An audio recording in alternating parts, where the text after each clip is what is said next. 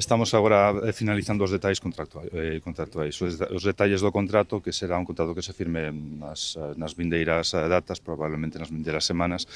É un contrato importante para nós porque é un contrato de longo prazo, estamos falando dun contrato que se vai executar até o 2030, contempla o suministro de até 100 vehículos BERT, que son vehículos cunha funcionalidade moi avanzada, levan sistemas de obtención de información, cámaras moi especiais, sistemas de radio, estación meteorolóxica, antenas satelitais, son un vehículo moi complexo e a nós correspóndenos a faceta e o rol de integradores principais e de suministradores do vehículo completo con eses sistemas que nós non fabricamos, pero que temos unha industria en España que sí fabrica